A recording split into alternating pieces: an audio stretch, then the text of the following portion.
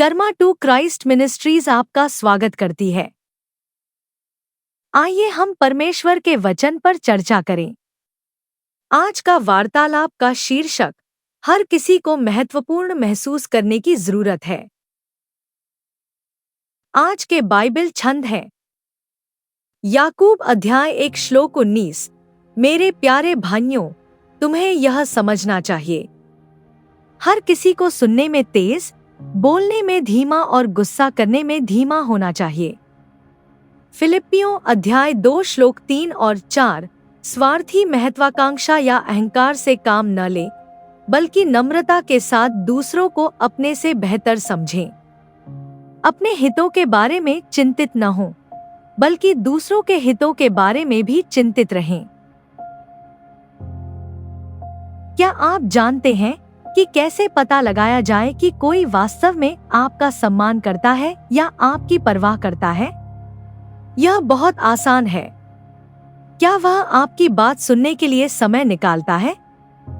अगर वे आपको हल्के में लेते हैं और वास्तव में आपकी कद्र नहीं करते हैं, तो वे आपके विचारों को सुनने, आपके बारे में जानने, आपकी राय को महत्व देने या आपके साथ कीमती समय बिताने के लिए समय नहीं निकालेंगे।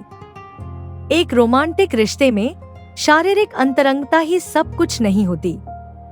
यह वह समय भी है जब कोई अपने जीवन साथी के साथ अपने सपने, डर, लक्ष्य, असफलताएं, पिछले अनुभव, एक दूसरे से अपेक्षाएं और ऐसे रहस्य साझा करता है जो वे किसी और को नहीं बता पाए हैं।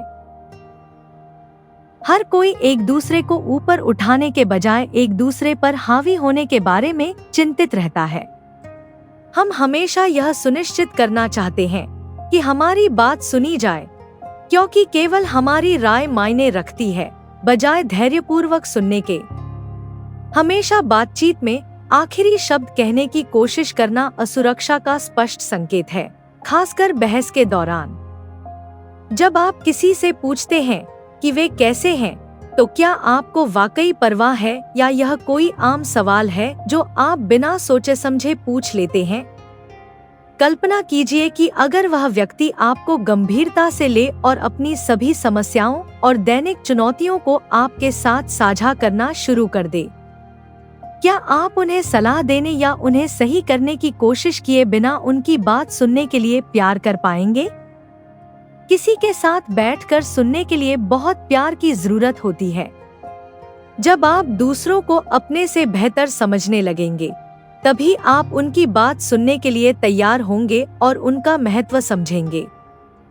किसी भी बुजुर्ग व्यक्ति, किसी भी बच्चे या यहाँ तक कि किसी बेघर व्यक्ति के साथ ऐसा करने की कोशिश करें। उनके साथ बैठें और उनसे उनके दिन, जीवन में उनके अनुभव और किसी भी मुद्दे पर उनकी राय के बारे में सवाल पूछना शुरू करें, और आप देखेंगे कि उनका चेहरा खुशी से चमक उठेगा, क्योंकि आपने उन्हें यह महसूस कराया है कि वे मूल्यवान और महत्वपूर्ण हैं। हाँ, बेघर लोगों के पास भी बताने के लिए एक कहानी होती है और आप उनसे एक दो बातें सीख सकते हैं। यीशु ने उन लोगों के साथ समय बिताया जिन्हें धार्मिक नेताओं ने नजरअंदाज किया था। वह महिलाओं, कर संग्रहकर्ताओं, भिखारियों और बीमारी के कारण समाज द्वारा अस्वीकार किए गए लोगों के साथ बैठकर उनकी बातें सुनता था। उसने बच्चों की बातें सुनने के लिए भी समय दिया, जिन्हें आम तौर पर उपद्रवी माना जाता है। हमें भी उनके जैसा प्यार करने की जरूरत है और दूसरों की बातों में वास्तव में दिलचस्पी लेनी चाहिए। यह उन तरीकों में से एक है जिससे हम दिखा सकते हैं कि हम किसी से प्यार करते हैं। हर किसी को खुद से बेहतर समझना आसान नहीं है, लेकिन यह उनके और आपके लिए जीवन बदलने वाला है। आइए हम प्रार्थना करें। यीशु, आप ईश्वर का उपहार हैं। मसीह हमारे फसह हैं, हमारे पापों का प्रायश्चित है। हमें प्यार करने और मानव जाति के बीच पृथ्वी पर चलने के लिए देहधारी होने के लिए धन्यवाद। समाज से बहिष्कृत लोगों के प्रति करुणा और दया दिखाने के लिए धन्यवाद।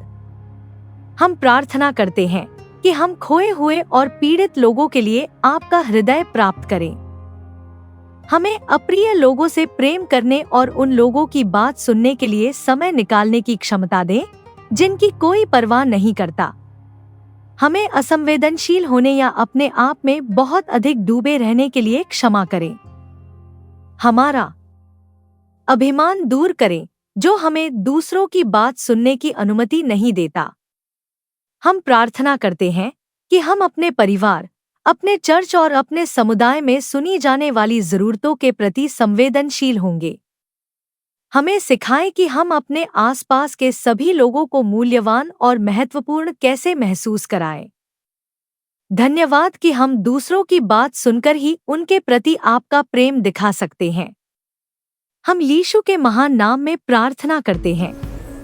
आमीन।